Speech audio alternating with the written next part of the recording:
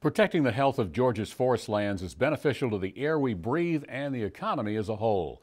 Recently, the Monitor's Mark Wildman visited with an individual who focuses on protecting the state's important natural resources by educating others. Georgia forest lands not only make the air we breathe cleaner, they enhance Georgia's economy as a whole. Every year, these trees create jobs for Georgia citizens, provide wildlife habitats, and give Georgians a beautiful place to enjoy the outdoors. Recently at the Georgia Farm Bureau's annual meeting on Jekyll Island, Chip Bates, coordinator for the Georgia Forestry Commission's Forest Health Program, spoke to members about the importance of protecting Georgia's natural resources.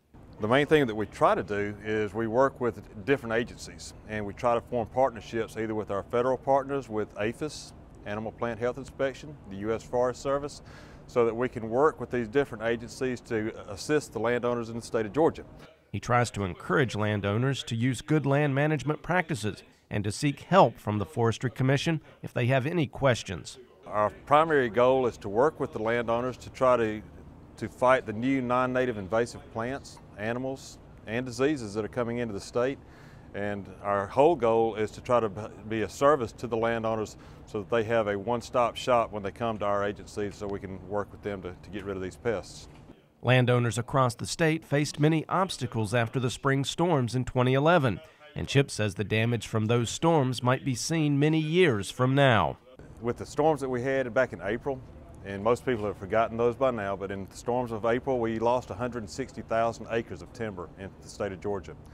The trees that were left were damaged either by stress from the tops being broken out through the stress fractures of the wind. So the trees that are still left in the woods, most of them are damaged at this point, and we have to watch these trees for the next 2 to 5 years for insects and disease damage that can come into these trees. We always will encourage people to plant trees. We still believe that it's still economically viable. We believe that if you have a need to put trees out, and it's something that some people, it's a desire, but we highly encourage people to still use Georgia forestry trees or trees that are produced in the state of Georgia to reproduce, especially from the fire damage that was done in South Georgia and the timber damage from the tornadoes in the North Georgia states or areas. Every year, the Commission spends a lot of time and money educating landowners on forest health and strives to do more in years to come by stressing some basic principles of land management.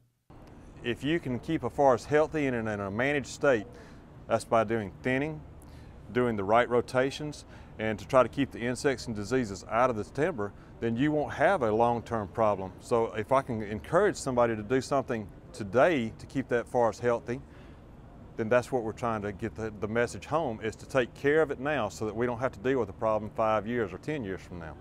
And if you have any questions about how to manage your forest lands, just contact the Georgia Forestry Commission. I'm Mark Wildman for the Georgia Farm Monitor.